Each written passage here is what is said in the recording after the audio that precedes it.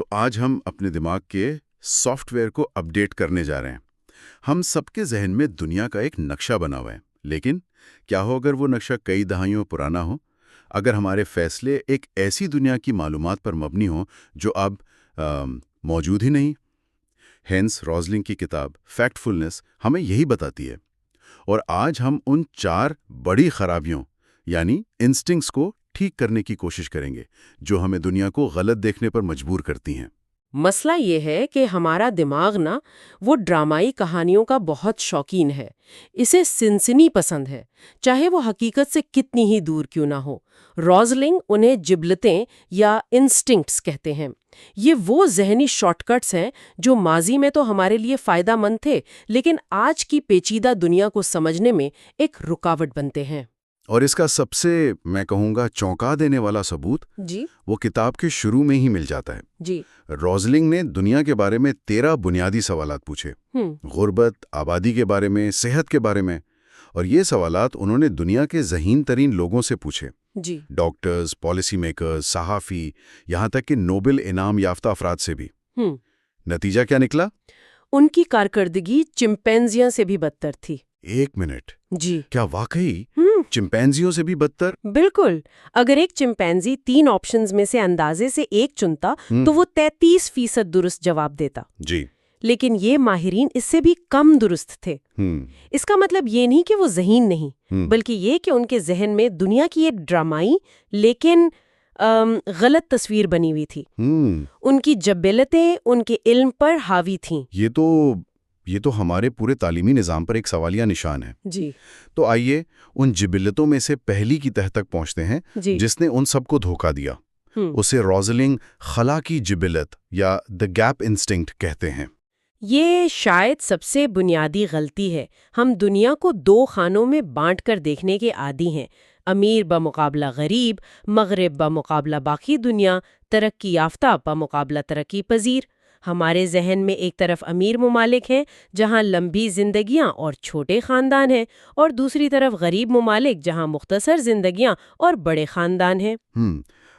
ایک بہت بڑا خلا جو ان دونوں کو جدا کرتا ہے۔ اور یہ تصویر ہمیں ہر جگہ نظر آتی ہے، فلموں میں، خبروں میں۔ لیکن کتاب کہتی ہے کہ یہ تصویر اب مکمل طور پر پرانی ہو چکی ہے۔ حقیقت میں دنیا کی 75% آبادی ان 2 انتہاؤں کے درمیان رہتی ہے۔ تو اگر یہ 2 خانوں والا ماڈل غلط ہے تو صحیح ماڈل کیا ہے؟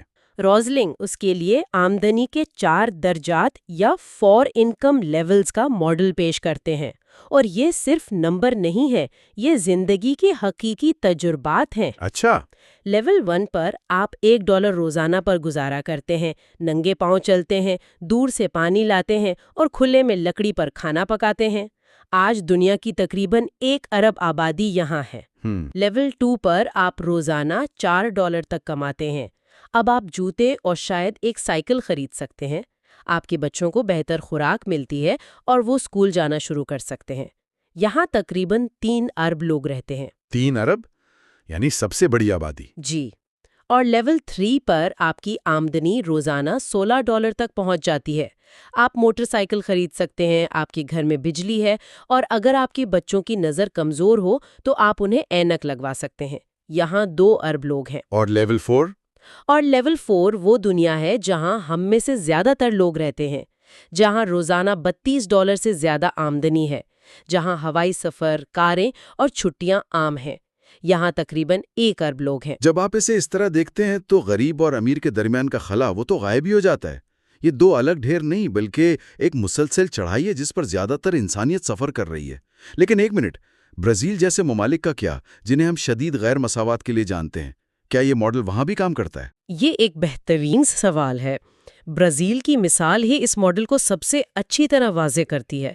1980 میں برازیل کی آبادی ایک 2 کوہانوں والے اونٹ کی طرح تھی، کچھ بہت امیر یعنی لیول 4 پر اور بہت سے بہت غریب لیول 1 اور 2 پر۔ صحیح۔ لیکن پچھلی چند دہائیوں میں زیادہ تر آبادی غربت سے نکل کر درمیان یعنی لیول 3 پر آ گئی ہے۔ آج برازیل کی آبادی کا گراف ایک کوہان والے اونٹ جیسا ہے جس کا سب سے بڑا حصہ درمیان میں ہے۔ اچھا۔ تو جس سے ہم ایک بہت بڑا خلا سمجھتے تھے وہ دراصل ایک بہت بڑا درمیانہ طبقہ بن چکا ہے۔ تو اگر دنیا امیر اور غریب میں بٹی ہوئی نہیں ہے اور زیادہ تر لوگ درمیان میں بہتر زندگی گزار رہے ہیں، تو پھر ہمیں ہر طرف بری خبریں ہی کیوں سنائی دیتی ہیں؟ ایسا کیوں لگتا ہے کہ سب کچھ تباہی کی طرف جا رہا ہے؟ یہ ہمیں سیدھا روزلنگ کی دوسری جبلت پر لے آتا ہے، منفی پن کی جبلت یا دا نیگیٹیوٹی انسٹنکٹ۔ یہ وہ گہرا احساس ہے کہ چیزیں خراب ہیں اور بد سے بدتر ہوتی جا رہی ہیں، اور اس کی کئی وجوہات ہیں۔ رونسلنگ اس کے لیے ایک ذاتی کہانی سناتے ہیں جو مجھے بہت دلچسپ لگی۔ وہ بتاتے ہیں کہ کیسے وہ بچپن میں سویڈن میں کھیلتے ہوئے گندے نالے میں گر گئے تھے جس میں گھروں کی ساری غلاظت بہتی تھی۔ یہ آج کے امیر سویڈن کی بات نہیں، یہ 1950 کی دہائی کے سویڈن کی بات ہے۔ وہ ہمیں یاد دلاتے ہیں کہ جسے ہم اچھا ماضی سمجھتے ہیں وہ اکثر اتنا اچھا نہیں تھا۔ بالکل، اور یہاں کتاب کا سب سے طاقتور خیال سامنے آتا ہے۔ چیزیں بے وقت خراب بھی ہو سکتی ہیں اور بہتر بھی۔ خراب بھی اور بہتر بھی۔ جی، رونسلنگ ایک انکیوبیٹر میں رکھے گئے قبل از وقت پیدا ہونے والے بچے کی مثال دیتے ہیں۔ بچے کی حالت بہت نازک ہے، وہ زندگی اور موت کی کشمکش میں ہے۔ یہ ایک خراب صورتحال ہے، لیکن ہر روز اس کے دل کی دھڑکن اور آکسیجن کی سطح بہتر ہو رہی ہے۔ یہ بہتری ہے۔ دونوں باتیں بے وقت سچ ہیں۔ دنیا کی حالت بھی کچھ ایسی ہی ہے۔ آج بھی دنیا میں خوفناک مسائل ہیں، انتہائی غربت، ماحولیاتی تبدیلیاں، بیماریاں، لیکن اگر ہم بڑے رجحانوں کو دیکھیں تو پچھلی صدی میں انسانیت نے ناقابل یقین ترقی کی ہے۔ اور اعداد و شمار یہ کہانی بالکل واضح طور پر سناتے ہیں۔ اوسط عمر یعنی لائف ایکسپیکٹنسی کا گراف دیکھیں۔ 1800 میں یہ صرف 31 سال تھی، 2017 میں یہ 72 سال ہو گئی۔ ذرا سوچیں، 2 عالمی جنگوں، اسپینش فلو جیسی وباؤں اور بڑے بڑے قحط کے باوجود مجموعی رجحان اوپر ہی گیا ہے۔ یہ منفی سوچ اس لیے بھی غالب رہتی ہے کیونکہ ہمارا دماغ اور میڈیا مل کر کام کرتے ہیں۔ بری خبریں، جنگ، زلزلہ، جرم اچانک ہوتی ہیں اور فوری رپورٹ کی جاتی ہیں۔ اچھی خبریں جیسے لاکھوں لوگوں کا غربت سے نکلنا یا بچوں کی شرح اموات میں کمی، یہ ایک سست اور طویل عمل ہوتا ہے۔ اس کی کوئی بریکنگ نیوز نہیں بنتی، اس لیے ہمیں بتدریج ہونے والی بہتری نظر نہیں آتی، لیکن اچانک ہونے والی تباہی ہماری توجہ کھینچ لیتی ہے۔ یعنی مسئلہ یہ نہیں کہ دنیا بدتر ہو رہی ہے، بلکہ یہ کہ ہماری تکالیف پر نظر رکھنے کی صلاحیت بہتر ہو گئی ہے۔ آج ہمیں دنیا کی کسی بھی کونے میں ہونے والے ظلم کا فوراً پتہ چل جاتا ہے، جس سے یہ تاثر ملتا ہے کہ ظلم بڑھ گیا ہے، جبکہ حقیقت میں شاید ہماری آگاہی بڑھی ہو۔ یہی نکتہ ہے، اور یہ ہمیں تیسری جبلت کی طرف لے جاتا ہے جو ہمارے مستقبل کے خوف کو بڑھاتی ہے۔ ٹھیک ہے، تو حال ماضی سے بہتر ہے یہ ہم نے مان لیا، لیکن جب ہم مستقبل کی طرف دیکھتے ہیں، خاص طور پر عالمی آبادی جیسے گرافز کو، تو ایک خوفناک تصویر نظر آتی ہے۔ ایک سیدھی لکیر جو آسمان کی طرف جا رہی ہے، اور ہمیں لگتا ہے کہ یہ سیارہ اس بوجھ تلے دب کے تباہ ہو جائے گا۔ اور یہ ہے سیدھی لکیر کی جبلت یا دا اسٹریٹ لائن انسٹنکٹ۔ ہم فرض کر لیتے ہیں کہ اگر کوئی رجحان ماضی میں ایک خاص رفتار سے بڑھا ہے تو وہ مستقبل میں بھی اسی سیدھی لکیر پر بڑھتا رہے گا، لیکن حقیقت میں بہت کم چیزیں سیدھی لکیر میں چلتی ہیں۔ عالمی آبادی کا گراف اس کی بہترین مثال ہے۔ لیکن وہ گراف تو واقعی سیدھا اوپر جاتا دکھائی دیتا ہے۔ کیا یہ سوچ واقعی غلط ہے؟ یہ ایک بہت اہم سوال ہے، اور یہاں ریزلنگ کا نقطہ یہ نہیں کہ آبادی کا بڑھنا مسئلہ نہیں، بلکہ یہ کہ یہ ہمیشہ اسی رفتار سے نہیں بڑھے گی۔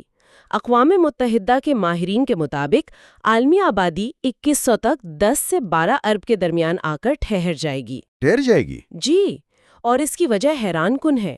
آج دنیا میں 0 سے 15 سال کی عمر کے تقریباً 2 ارب بچے ہیں، اور ماہرین کا اندازہ ہے کہ 2100 میں بھی اس عمر کے بچوں کی تعداد تقریباً 2 ارب ہی رہے گی۔ بچوں کی تعداد بڑھنا رک گئی ہے۔ تو پھر آبادی کیوں بڑھ رہی ہے؟ آبادی اس لیے بڑھ رہی ہے کیونکہ وہ بچے جو پچھلی دہائیوں میں پیدا ہوئے تھے وہ اب بڑے ہو کر بالغوں کی آبادی میں شامل ہو رہے ہیں اور لمبی زندگیاں جی رہے ہیں۔ یہ ایک وقتی اضافہ ہے جو جلد ہی مستحکم ہو جائے گا۔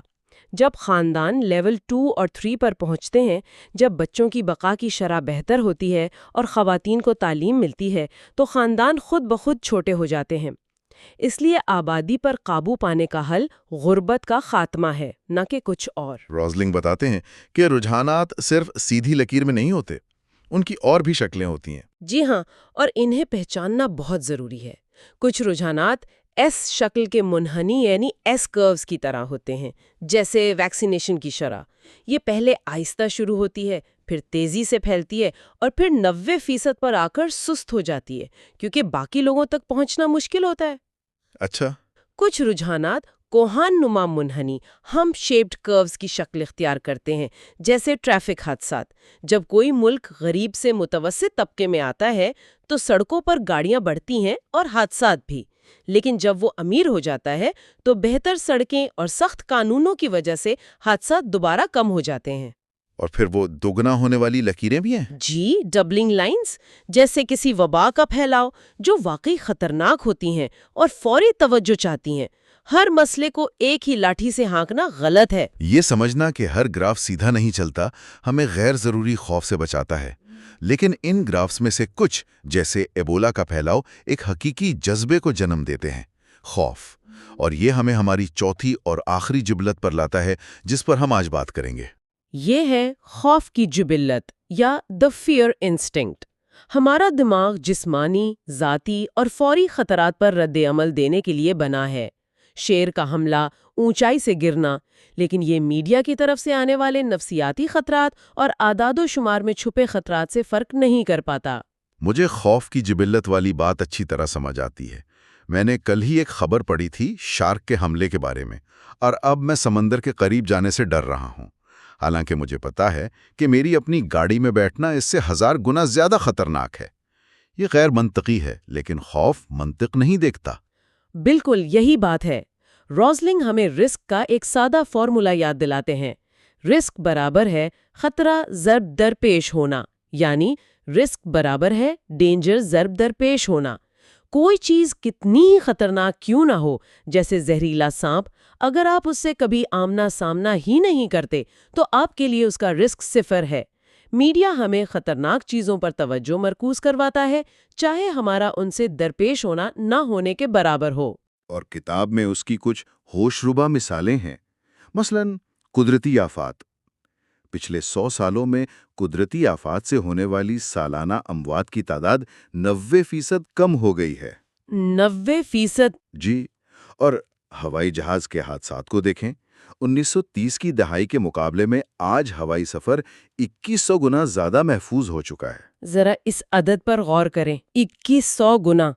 ہر سال 4 کروڑ پروازیں محفوظ طریقے سے اپنی منزل پر پہنچتی ہیں، لیکن ہماری یادداشت میں صرف وہ ایک رہ جاتی ہے جو حادثے کا شکار ہوتی ہے۔ یا دہشت گردی کی مثال؟ جی، امریکہ میں کسی شرابی ڈرائیور کے ہاتھوں مارے جانے کا خطرہ کسی دہشت گرد کے ہاتھوں مارے جانے کے خطرے سے تقریباً 50 گنا زیادہ ہے، لیکن عوامی اور سیاسی توجہ کا پیمانہ بالکل الٹ ہے۔ اور یہ صرف ایک دلچسپ کتابی خیال نہیں ہے۔ سوچیں کہ اس کا مطلب کیا ہے۔ اگر پالیسی بنانے والے خوف کی جبلت کی بنیاد پر فیصلے کر رہے ہیں تو وہ دہشت گردی پر اربوں خرچ کر سکتے ہیں، جبکہ صاف پانی جیسے کم خوفناک لیکن زیادہ مہلک مسائل کو نظر انداز کر رہے ہیں۔ یہ سوچ ہمیں اپنے وسائل کو بہتر طریقے سے استعمال کرنے پر مجبور کرتی ہے۔ روزلنگ کی آخری مثال اس نقطے کو ہمیشہ کے لیے ذہن میں بٹھا دیتی ہے۔ 2015 میں نیپال میں ایک خوفناک زلزلہ آیا جس میں 9000 لوگ ہلاک ہوئے۔ پوری دنیا کی میڈیا ٹیمیں وہاں پہنچ گئیں، لیکن انہی 10 دنوں میں جب دنیا کی توجہ نیپال پر تھی، دنیا بھر میں آلودہ پانی سے ہونے والے اس حال سے بھی تقریباً 9000 بچے ہلاک ہوئے۔ ان کے لیے کوئی کیمرہ ٹیم نہیں تھی۔ ہمارا خوف ہمیں ایک سانحے پر مرکوز رکھتا ہے اور دوسرے کو مکمل طور پر نظر انداز کروا دیتا ہے۔ تو آج ہم نے اپنے ذہنی نقشے کی 4 بڑی خرابیوں کو دیکھا۔ خلا کی جبلت، جو ہمیں دنیا کو 2 حصوں میں تقسیم کر کے دکھاتی ہے۔ منفی پن کی جبلت، جو ہمیں بتدریج ہونے والی بہتری کو نظر انداز کرواتی ہے۔ سیدھی لکیر کی جبلت، جو ہمیں مستقبل کے بارے میں غلط اندازے لگانے پر مجبور کرتی ہے۔ اور خوف کی جبلت، جو ہماری ترجیحات کو مسخ کر دیتی ہے۔ فیکٹفلنس کا بنیادی پیغام یہی ہے کہ دنیا اتنی ڈرامیٹک نہیں جتنا ہم سمجھتے ہیں۔ بالکل۔ اپنی ان جبلتوں کو سمجھ کر اور اعداد و شمار کو صحیح سیاق و سباق میں دیکھ کر ہم ایک زیادہ درست، کم دباؤ والا اور حقیقت پر مبنی نقطہ نظر اپنا سکتے ہیں۔ اور آخر میں سننے والوں کے لیے ایک سوچنے کی بات۔ روسلنگ کی کتاب اس بات پر زور دیتی ہے کہ یہ حقائق پر مبنی سوچ تعلیم، کاروبار اور صحافت کے لیے کتنی ضروری ہے۔ ہم اپنے بچوں کو تاریخ اور جغرافیہ تو سکھاتے ہیں، لیکن انہیں موجودہ دنیا کو تازہ ترین حقائق کی روشنی میں سمجھنا نہیں سکھاتے۔ شاید آج کے دور میں سب سے اہم ہنر یہ جاننا نہیں کہ کیا جاننا ہے، بلکہ یہ سیکھنا ہے کہ اپنے علم کو کیسے اپڈیٹ کرنا ہے اور ان کہانیوں پر سوال اٹھانا ہے جو ہمارا اپنا دماغ ہمیں سناتا ہے۔ اور اس گفتگو کے بعد سوچنے کی بات یہ ہے، دنیا کے بارے میں کون سا ایسا پرانا حقیقت یا فیکٹ ہے جو آپ نے شاید اسکول میں سیکھا تھا اور وہ آج بھی آپ کے فیصلوں پر، آپ کی رائے پر یا آپ کے خوف پر اثر انداز ہو رہا ہے، جبکہ دنیا اس سے بہت آگے نکل چکی ہے؟